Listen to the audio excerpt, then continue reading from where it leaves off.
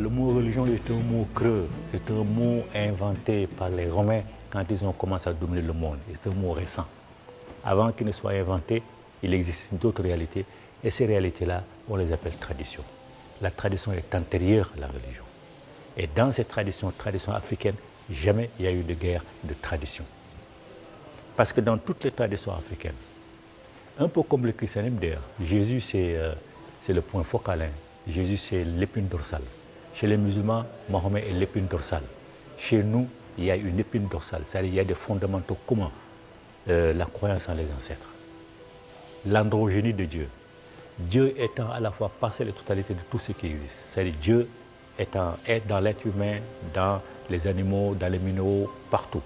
Donc quand tu sais que toi, même un animal, il est aussi Dieu que toi, tu le respectes. Voilà pourquoi des guerres de religion, ça ne pouvait pas exister chez nous. Ça n'a jamais existé. Je ne dis pas qu'il n'y a pas eu de conflit entre États, entre pays. Bon, ça existe effectivement, mais ce n'est jamais au nom de la religion. D'ailleurs, dans l'ancien temps, quand un pays réussissait dans sa guerre à dominer notre pays, l'une des premières choses que faisait le roi ou les chefs de guerre, c'était d'aller dans les temples du pays qu'ils ont soumis pour aller faire des offrandes, ou pour aller faire en tout cas certaines choses, peut-être demander pardon, je ne sais pas, mais c'est ce qu'ils faisaient. Donc la guerre de religion comme ça, la guerre des traditions, ça n'a jamais existé en Afrique.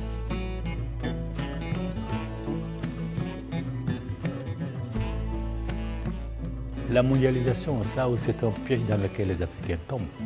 On parle de mondialisation, mais toujours au détriment de l'Africain. La mondialisation, c'est qu'il faut suivre le modèle occidental, le modèle qui nous impose. Village planétaire, c'est quel village planétaire? Qui est dirigé par qui? Les chefs de village sont toujours des Occidentaux. Les Africains n'ont rien dans cette histoire-là.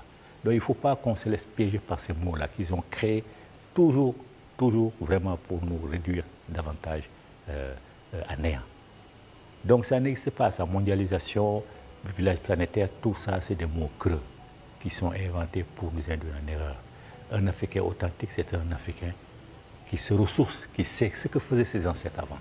Si vous ne savez pas, vous ne connaissez pas votre passé, mais vous n'êtes pas un Africain. Si vous ne savez pas ce que vos ancêtres faisaient, vous n'êtes pas un Africain. 90% des ancêtres des Africains, vous les interrogez, ils ne savent même pas que les ancêtres priaient. Ils ne savent même pas que les ancêtres ont été les premiers à avoir créé une religion, ont été les premiers à avoir découvert Dieu. Ils ne savent pas.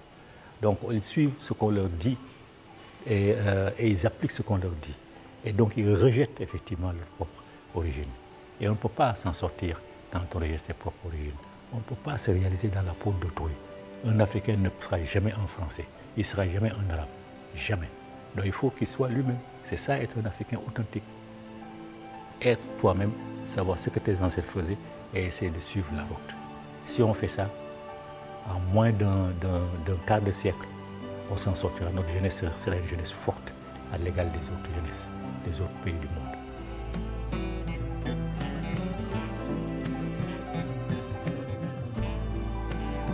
Pour envisager ces solutions androgènes, il faut d'abord se sentir africain authentique.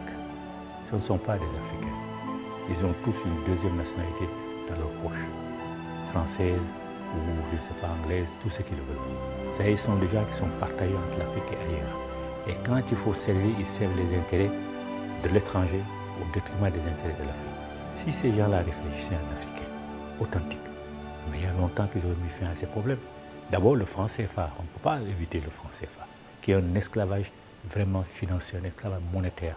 Ils le savent tous, ils savent qu'aussi longtemps qu'on sera dans la zone franc, jamais on sortira d'affaires. Vous êtes Ivoirien, vous allez au Gabon, votre franc CFA ne vous sert à rien. Vous êtes Camerounais, vous venez au Mali, votre franc CFA ne vous sert à rien.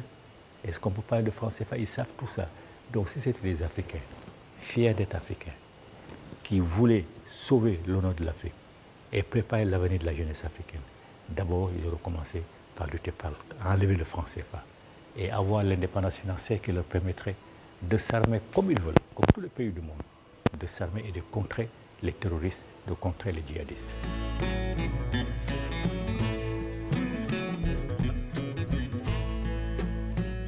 S'ils vraiment recouraient à la religion traditionnelle africaine, à nos valeurs traditionnelles, le problème serait résolu.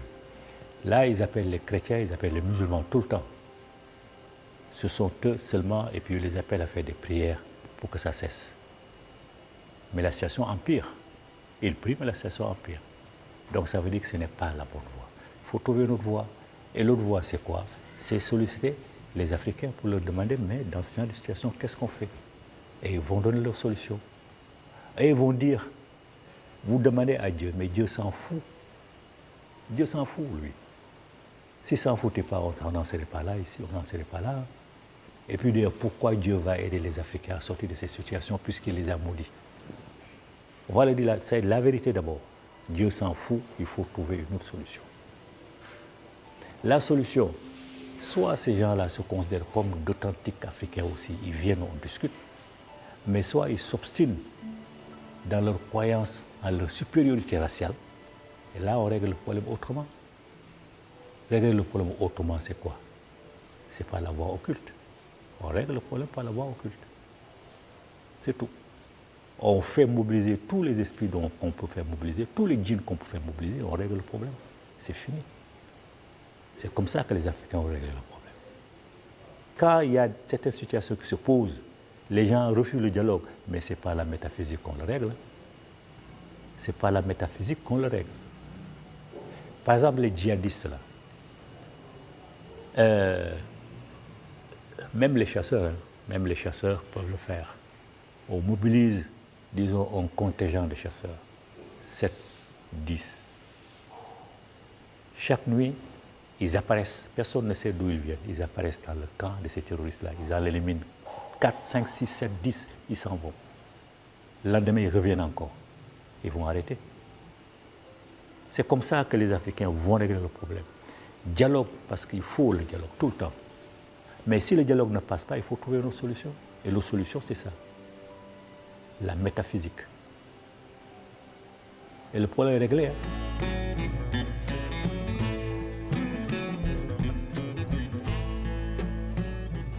Je suis très optimiste parce que je sais que la situation ne peut pas empirer, la situation de l'Afrique ne peut pas empirer, l'Afrique ne peut pas tomber plus bas.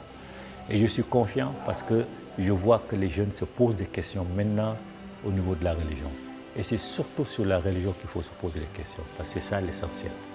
C'est la religion qui fonde la personnalité de l'individu. Enfin, la religion, parce qu'on parle de religion, mais plutôt tradition. C'est la tradition qui fonde la personnalité de l'individu. Vous savez, toute civilisation a deux aspects. L'aspect spirituel impalpable et l'aspect matériel palpable. L'aspect spirituel impalpable, c'est l'ensemble des valeurs morales, des valeurs culturelles qui fondent la personnalité de l'individu. À partir de ces valeurs-là, la personnalité de l'individu va créer ses valeurs matérielles, c'est-à-dire scientifiques et techniques. Donc, un peuple qui a son raisonnement propre va créer des conditions matérielles et techniques qui sont différentes de celles des autres.